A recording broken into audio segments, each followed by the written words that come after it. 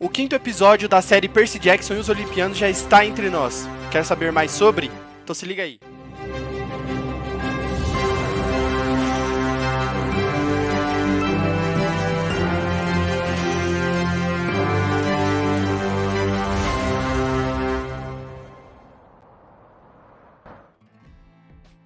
Senhoras e senhores, sejam todos muito bem-vindos a mais um vídeo do Cinerd. Dessa vez para a gente analisar o quinto episódio da série Percy Jackson e os Olimpianos. E dessa vez eu estou com ela, a ídola deste canal, Alê Souza. Tudo bem, Alê? Tudo ótimo. Mais uma vez aqui para nós falarmos dessa série que está tirando o nosso sono, o nosso sossego. Tá tirando o sono mesmo, porque ela série é da tarde. Mas vamos lá, antes da gente iniciar o nosso vídeo de hoje, só fazer aquele jabazinho. Então, por favor, pessoal, curtam, comentem o vídeo, o que vocês acharam, não acharam, gostaram, não gostaram, sugestões, feedbacks, reclamações. Deixa aqui na aba dos comentários.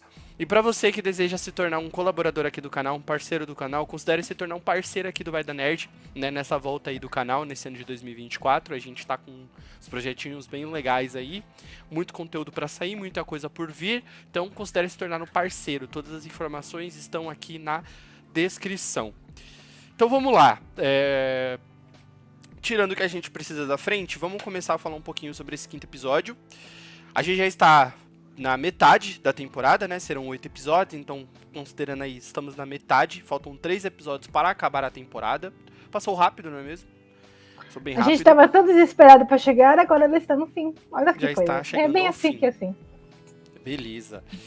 Cara, vamos comentar um pouquinho sobre o que aconteceu nesse episódio. Acho que vamos pontuando o que a gente gostou, não gostou, algum comentário que vale a pena, tá? Então, só pra fazer um resumo do que aconteceu nesse episódio. No meio da jornada, eles recebem a ajuda do Deus Ares pra poder cumprir o objetivo, que é encontrar o Raio Mestre de Zeus, né? Uma ajuda bem inesperada, por assim dizer, né? Porque se você está no meio oeste americano, você não espera que o Deus da Guerra consiga te ajudar, não é mesmo? Mas tudo bem. Ajuda o Ares oferece ajuda pra seguir com a jornada, mas ele precisa de um favor do semideus. Ele precisa recuperar um escudo que ele perdeu num parque aquático. E vamos lá. Eu tenho que dizer primeiro sobre o início do episódio, que eu achei que esse momento ia acontecer bem antes na série, que é a visita das parcas, né? Nesse caso, a gente tem uma diferença para com o livro, porque no livro quem vê é o Percy, e nesse caso foi a Annabeth. O Percy estava debaixo d'água, né, brincando de filho de Poseidon. A Annabeth nota, ela se assusta porque uma das parcas, a Atropos, ela corta, né, o fio. Isso indica que alguém vai morrer, ou alguém morreu, tá? Então acho que só para dar um contextinho para quem não conhece. Dentro da mitologia grega existem 3 senhoras, 3 bruxas, 3 seres, né? São as três irmãs do destino, as moiras, né? Quem jogou God of War 2 aí deve conhecer bem. Cada uma delas é responsável por dizer o que cada um ganha ou perde ao longo da vida, quem nasce e quem morre. São 3 irmãs. Uma fabrica o fio da vida, ou seja, ditando quem vai nascer, quando vai nascer. Uma que analisa o fio da vida da pessoa, então quanto maior ou menor, né, indicando que cada um ganha, perde ao longo da vida, ou quanto tempo essa pessoa vai viver, e uma irmã que corta o fio da vida, ou seja, ditando quando essa pessoa vai morrer, né, velha, jovem, enfim, elas decidem.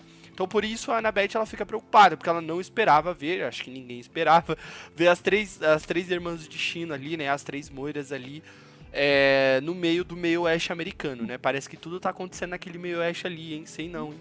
Mas enfim, o que faz muito sentido, já que o mundo do Hades, ele fica, né, em Las Vegas, ele fica ali na região de Los Angeles, então faz total sentido que ela se encontre aqui nessa região geográfica, né, e aí a gente tem a Annabeth e o Percy reencontrando finalmente depois do encontro com a Nereida. Vamos lá, Lê. Considerações? Do episódio inteiro, você disse? Acho que do jeito que você quiser, do episódio inteiro, desse momento. Eu curti, falando nesse momento específico, eu gostei. Gostei, assim, da forma sutil que as parcas apareceram, achei que ficou legal a representação ali, né? Achei bacana, né, o reencontro da Annabeth com o Percy, né? Eu senti, assim, eles estão mudando um pouco os acontecimentos do livro, né? que faltou a parte, um pouco mais de diálogo do Percy com a Nereida lá, né? Mas beleza.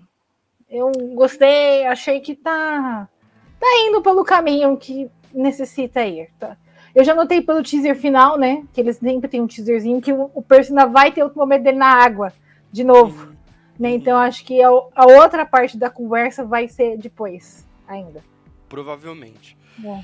E aí a gente tem finalmente a aparição, dessa vez, de um deus efetivamente, né? Porque a gente já tinha visto Hermes, mas foi quase num pós-créditos do episódio 3, né? Se eu não me engano, foi 3? Foi 3. Bom, ali, na falta de Deus, esse apareceu 2, né? Pra falar a verdade, esse apareceu 2, né? Esse apareceu 2. A falta de Deus apareceu até 2. Enfim.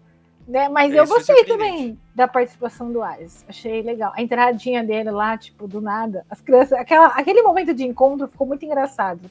Eu gostei. Eles tudo escondido lá. E o cara, vocês estão precisando de ajuda? Aí elas olham assim pra ele. Não precisa não, tô de boa. Aí tipo, fica escondido lá. Vocês têm certeza que vocês não precisam de ajuda? Olha lá, hein?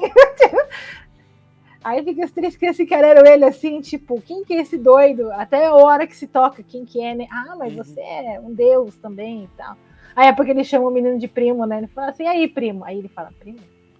Eu sou primo? Ah, então tu é um deus, então. Opa. Acho que é legal, só antes da gente comentar um pouquinho mais do Ares, o momento em que o Percy começa a questionar um pouco mais a missão dele, né? Ele fala que ele não estava levando a sério, o que é verdade, dá pra notar isso nos primeiros episódios. Então agora ele vai levar um pouquinho mais a sério.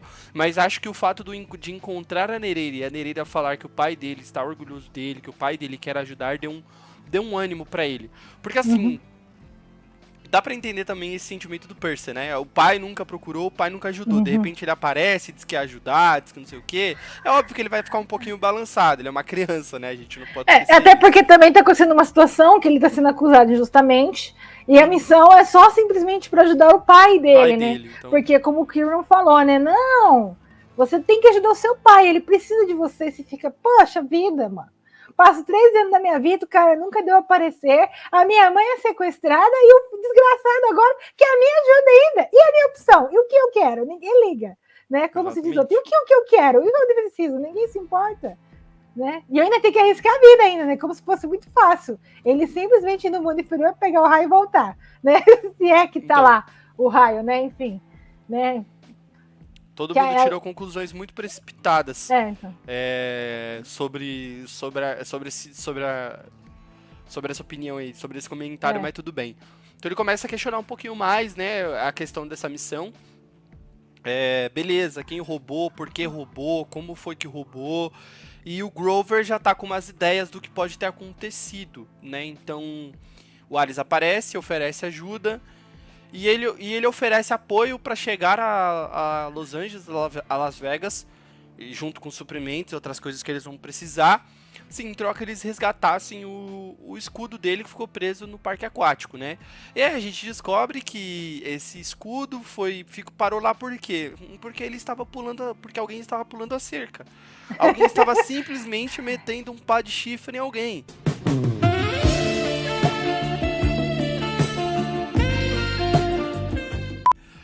E a gente descobre, né, que ele estava com a Afrodite no parque e tal. Por isso que ele deixou o escudo lá. No livro é um pouquinho diferente, porque assim, não fica muito explícito. E esse eu acho que foi um ponto que a série poderia ter tocado. Beleza, ele estava lá com a Afrodite. Nada fala que ele teve que sair correndo. Então, assim, como que ele deixou o escudo lá, mano? Tipo, por quê, entendeu? No livro isso é explicado, né? O parque, na verdade, ele foi uma armadilha projetada pelo Hefesto para que eles realmente fossem pegos, né? Meio que um Big Brother, né? Aproveitando o momento da Trends no Twitter aí. Meio que um Big Brother ali do Olimpo, né? Então a ideia era realmente...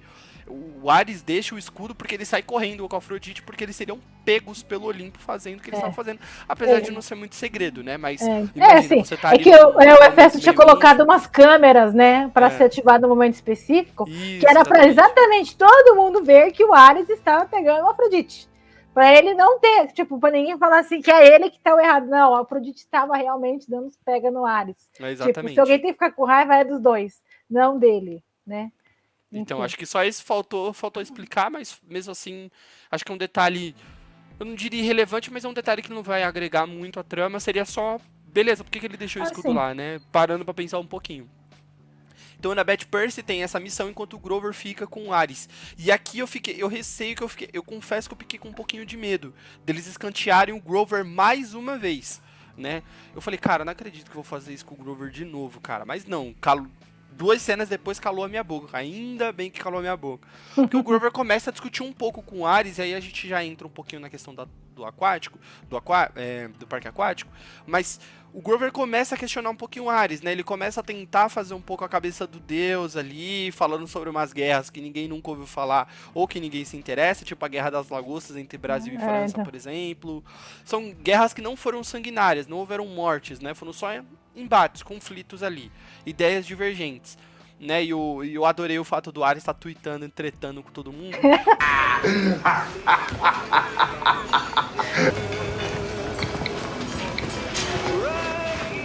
Give me a second, I'm just starting a fight on Twitter here. Isso aí eu acho que foi até um leve recado subliminar da série com relação ao próprio fandom de Percy Jackson, né? Que vive tretando, cara, nessa rede social. É sério, parece um... E aí eu faço a minha crítica aqui, porque eu também faço parte do fandom, né? Eu gosto da saga. Que, cara, assim, às vezes agem como crianças, entendeu? Ah, não agradou, beleza, cai no pau. Isso, gente, pelo amor de Deus, né?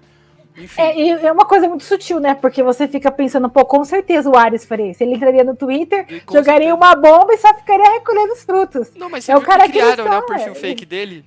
Então. Aí eu não vi. Criaram um perfil fake dele lá.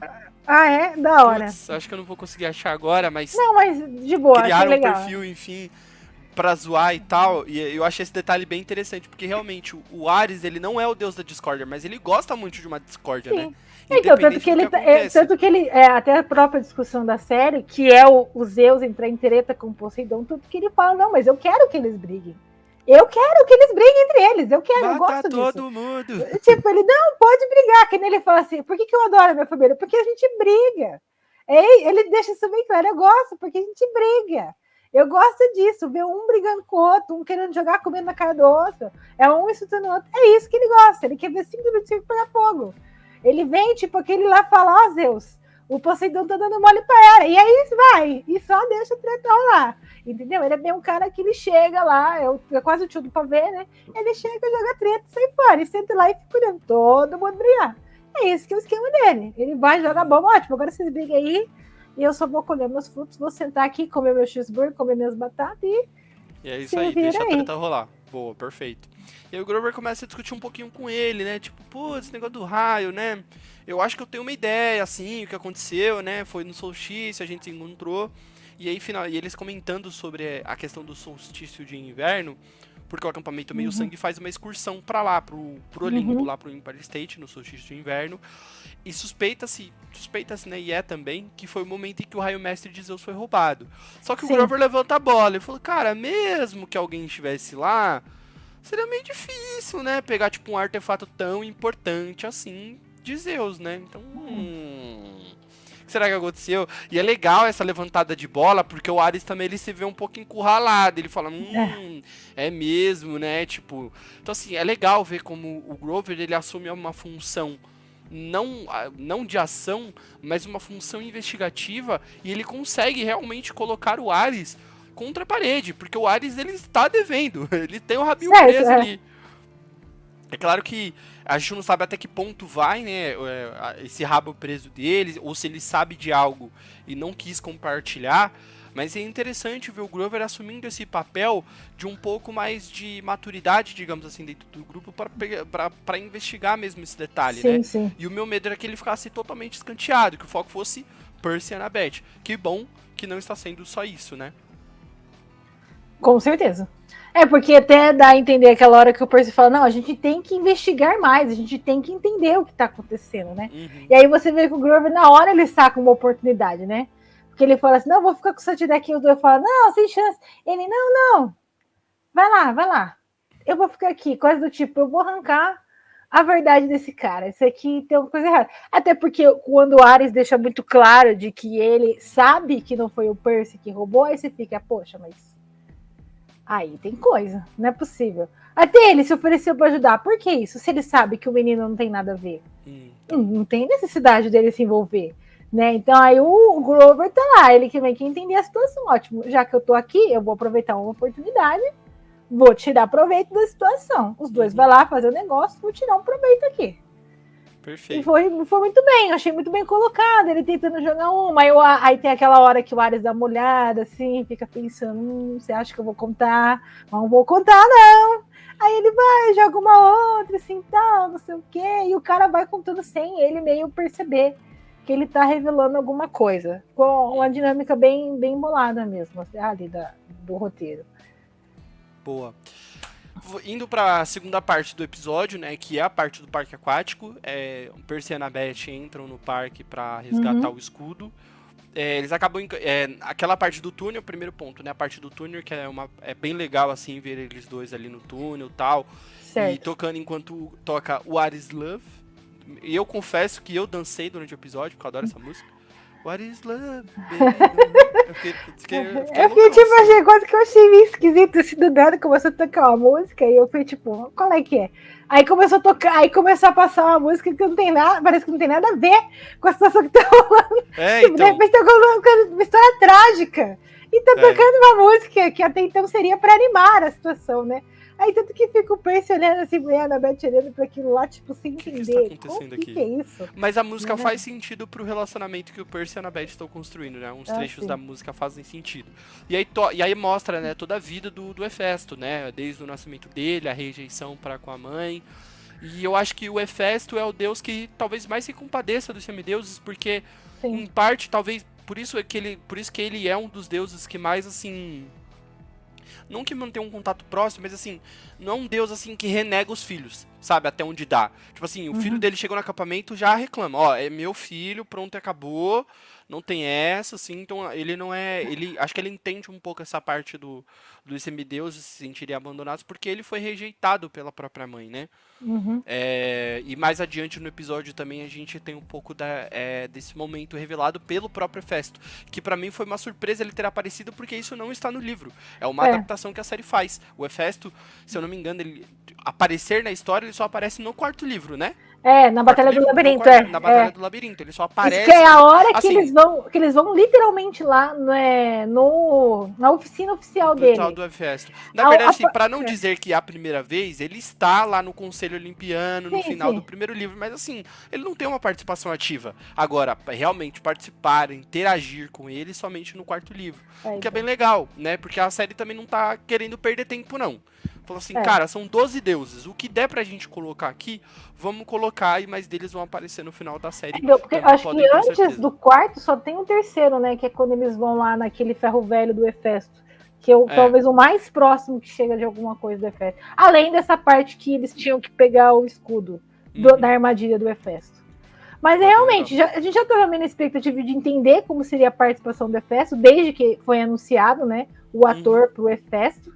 Né, que a gente ficou meio sem entender qual que era o ponto. Mas eu achei interessante, porque é aquilo que a gente estava falando em off, né? Que a série está trabalhando exatamente o ponto da questão da lealdade. Né? Porque o Hefesto, ele aparece naquele momento específico, até para falar com a Annabeth, porque ela está num momento em que ela não está de boas graças com a mãe, né? E o Hefesto está oferecendo uma chance para ela de cair nas boas graças, né? Fazer o que todo olimpiano deve fazer. Ótimo, você larga esse mitidão aí, né? Porque o Percy é o filho do Poseidon, então tecnicamente ele seria a estrelinha da situação, né? E ele falou, você larga esse cara aí, que ele não vai te levar nada mesmo e vai terminar o que você precisa. E aí, então, a Annabeth já começou a entender um ponto de que o Percy, ele é alguém que pensa fora da caixa. Isso é legal, porque é uma coisa que é muito trabalhada, isso, né, no decorrer dos livros, né? Eu lembro que tem... eu não lembro qual é o livro, mas tem uma cena que ele conversa com o Dionísio sobre isso. Por que o Dionísio não gosta das crianças, que ele fala que ele odeia os semideuses. Porque todo mundo fala que os semideuses são heróis, não sei o que tal, e ele tem um horror a isso. Né, a essa noção, né, por conta da história dele. Eu acho que é no quinto, eu acho que é no quarto livro também. Né? Então, que ele tem depois do que acontece lá com ele e tal. Então, que aí ele vai contar um pouco da história dele, né? Ele fala nessa situação de por que os heróis não são ruins, na verdade, e vai cair o ponto de que a série trabalha desde o início, quando a mãe do Percy fala para ele no museu que nem todo mundo que parece que herói é herói, nem todo que parece monstro é um monstro, que isso é uma coisa que é muito discutida em Os Olimpianos, né, durante todos os 5 livros dos Olimpianos, né, e é um ponto interessante, porque exatamente o Hefesto, ele é uma vítima do que é o pensamento dos Olimpianos, né, e aí, na verdade, o Percy, ele seria a personificação do que é que pensa os Olimpianos, né? Só que o Percy, ele vem de uma forma que ele tá pensando completamente diferente, ele não é igual aos outros, ele quer fazer as coisas completamente diferentes. E aí, aquela hora, quando ele tá conversando com a Annabeth no barco, é o que reflete para ela depois, quando o Hefesto oferece para ela uma chance dela abandonar o Percy agora e continuar fazendo. A jornada dela, né? Então, e aí ela fala assim que não, que ela confia no Percy. Não, eu sei que ele não vai fazer igual aos outros. Ele é alguém que realmente tem o poder e ele vai fazer diferente no final. Ele não vai ser igual aos outros. Ele não vai tomar aquela atitude mesquinha e fazer uma merda igual todo mundo fez antes dele, né? Então ela dá o braço a torcer e faz. E aí o Hefesto aceita, né? Porque ele dá uma credibilidade para ela e ajuda ela naquele momento. É bem Justamente, bacana. eu acho que é por isso, cara, que o Hefesto, ele sempre vai ser um dos melhores deuses, assim. Porque ele faz questão, assim, de entender. Porque ele joga o questionamento pra Annabeth, né? Ele fala, putz, mas ó, se você deixar ele aí e seguir, pô, você vai cair nas graças da sua mãe, que você não tá bem com ela, entendeu? Você vai chegar com louros no acampamento Meu Sangue, você vai devolver o raio mestre de Zeus. Não é isso que vocês querem como semideuses? É claro que ele não colocou nessas palavras, mas esse foi o questionamento. Putz, você não quer ser uma heroína, você não quer as glórias, você não quer o poder, você não quer ficar bem com a sua mãe? Pô, claro que você quer. E no fundo, realmente é o que ela quer. Ela quer se dar bem com a mãe, ela quer chegar com louros, ela quer provar o valor dela. Mas ela entende que isso não é o certo aqui. Porque a missão não é dela. E foi um ponto até ali que a gente discutiu em off, que os monstros e deuses estão tratando essa missão como uma missão da Annabeth, cara. E é uma missão do Percy. O Percy recebeu a profecia, o Percy foi reclamado, é o pai dele que tá envolvido na treta. Então, assim... E eles estão agindo como se fosse a Annabeth a resolver o problema, sabe? Então, assim, é legal também essa iniciativa dela de deixar um pouco o orgulho de lado, defeito esse que a gente comentou lá nas reviews anteriores, que é um defeito da Annabeth, é um defeito mortal, de deixar um pouco esse orgulho dela de lado em prol de fazer aquilo que é certo. Pô, é uma missão dela ou é uma missão do Percy? É uma missão do Percy, entende? Então, assim, ela deixa um pouco o ego de lado. O Hefesto vê algo de diferente e fala, beleza, vou te dar um voto de confiança. O discurso no Jutsu também é um dos mais poderosos da história. E aí dá certo, o Percy é libertado, tudo. Mas é interessante como a série tá trabalhando essa questão do... Pô, o que é um semideus? Qual que é a função dele? Ele é um herói? Ele só vai cumprir... Ele é um pau mandado dos deuses? O que é um semideus? E aí eu acho que a série tá dando essa liberdade. Os semideuses é só aquilo que eles quiserem ser. Pro bem ou pro mal. E esse é um questionamento que eu acho que vai ser levantado de novo quando o plot for revelado. Tá? Então eu acho que isso vai subir de novo. Pô, quando eu descobrir quem roubou o raio... Quem tá espionando pro Ares, porque isso fica muito claro. Porque o Ares fala, eu sei todos os detalhes da missão de vocês. Opa, como é que você sabe, amigão? Mandaram a mensagem no Zap, entendeu? Tem um espião dentro do acampamento. Isso fica claro nesse episódio. Como ele sabe dos mínimos... ele é um deus. Mas, assim, os deuses olimpianos, eles não são onipresentes. E nem são oniscientes também. Tá? Então, assim, não tem como ele saber de tudo por ele saber. Alguém tem que ter contado. Então tem um espião dentro do acampamento. É um ponto bem legal se levantar, que até então a gente não sabia. Até então nada na história nos disse que havia, né? E finalizando o episódio, o Ares cumpre a promessa deles, mas aqui eu tenho uma crítica a esse episódio, que é o episódio inteiro, o Ares olhou pro Percy e falou, eu gosto de você, gostei de você, você, ó, é brother, irmão, é brother. E aí no final, o Percy, ele é super grosso, super desnecessário e cria uma treta com o Ares.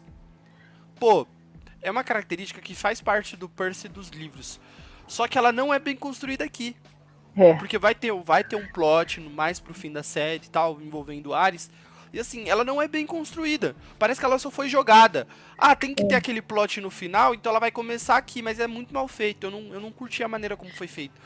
Então, porque tudo bem, tá tudo tranquilo. E aí do nada rola treta, sabe? Então eu acho que ficou um pouquinho Não, sim, mas é aquilo que a gente comentou no off. Pra quem lê o livro, sabe que... na verdade, assim, não é que o Percy treta só naquele momento. O Percy, ele fica, assim, impaciente o tempo todo que ele está com o Ares. Sim. Porque, assim, é uma característica do Ares ter uma aura que instiga raiva, né? Tanto que o Percy, ele comenta isso no livro, que ele fala que ele está com uma emoção mais acelerada. E ele reconhece isso, ele fala assim, não, mas eu só estou com raiva porque o Ares está aqui. Ele está instigando a minha raiva. Então ele tem, justamente pela questão de que desde o início é trabalhado que ele debocha da questão dos deuses, e aí você chega um deus que certamente afloraria isso ainda mais nele. Agora não tem assim, não vai calar a boca agora que ele vai falar mesmo. Só que assim, a série até esse ponto final, ela dá uma controlada nisso. O Percy, ele não é indiferente com ele, sabe? Ele não destrata dele, ele não responde o cara, sabe? Ele até vai, né, mais maneiro, assim, e tal. E só nessa parte final aí ele dá uma explodida. Que ele dá uma explodida, né? É esse que, na realidade, fica um ponto meio a desejar. Eu acho que não precisava ser nesse sentido. Podia ter trabalhado um pouquinho melhor. Concordo. Mas, enfim, a gente, né, tem que lidar com o que tem aí e seguir, né? Não foi questionada nossa o que a gente achava da situação, enfim. Boa, o Rick não chegou para todo mundo e falou, gente, eu vou fazer a cena assim, o que vocês acham? Não foi isso. Não foi isso, então... A cena foi construída aceita. Enfim. Beleza, com isso a gente chega no final do episódio, né? Eles sobem dentro do caminhão, vão pra Las Vegas e dá pra ver, né? Que é um caminhão que tá transportando animais selvagens, né? Dá pra gente ouvir uns barulhos de alguns determinados animais ali quando eles entram. E o Grover solta a bomba. Eu sei quem roubou o raio mestre. E aí todo mundo se questiona, beleza, como ele chegou a essa opinião? Assim, quem ficou mais desatento ao episódio.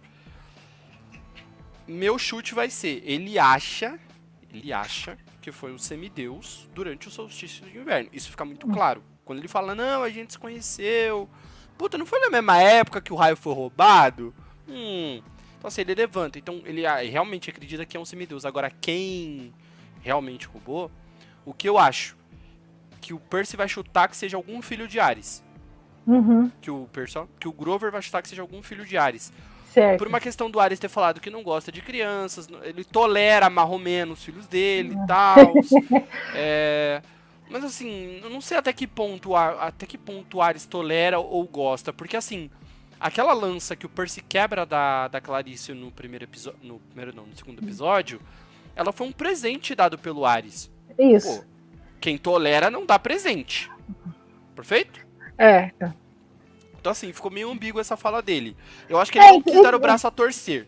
Tipo, eu gosto dos meus filhos. Ele não ia falar, tipo assim, eu tenho, assim, sabe, aquele filho que eu admiro mais, sabe, e tal. Até porque a questão da Clarice, ela é interessante, porque quem lê o Mar de Monstros sabe como que o Ares, ele cobra muito da Clarice pra ela ser alguma coisa, né? E ainda mais, dependendo de como a série for colocar certos acontecimentos, por uma eventual segunda temporada, isso vai ser importante. Essa relação do quanto ele cobra os filhos dele pra ser o que eles têm que ser, né? Não, perfeito. Com isso a gente finaliza o episódio. Ale, notas para esse episódio? Eu acho que eu vou dar um quê? Uma nota 6. Né? 6? De 0 a 10, 6, vai. 0 a 10, 6. Que Então me agradou, sim, me agradou de certa forma, né? Gostei e tal. Né? Entendo, né? O Lucas vai dar uma nota menor, mas não tem problema. Né? Eu fico com o 6 também. Eu acho que o 6 tá de bom tamanho. Eu costumo chamar esse tipo de episódio transitório, né? Porque ele é um episódio no meio entre algo importante, com certeza. Porque, assim, tem um teaserzinho no fim do episódio, né? Então, assim, com certeza ele foi um episódio transitório. Ele é um leve filler que tem, assim, eu não sei explicar, mas ele é tipo um leve filler que tem, assim, no meio da temporada pra levar a algo maior. Então é um episódio transitório. Geralmente episódios transitórios ficam na nota 6. Eu concordo com a Ali nesse ponto. Beleza? Bom, agora vem altas expectativas, né? Agora finalmente vamos ao Cassino Lotus. Todo mundo quer saber. Vai ter referência pra Cadê? Vai ter referência à terceira temporada? A futura terceira temporada que ninguém sabe que existe? Então, Que todo mundo falou a teoria de que existia no filme? Vamos ver se tem.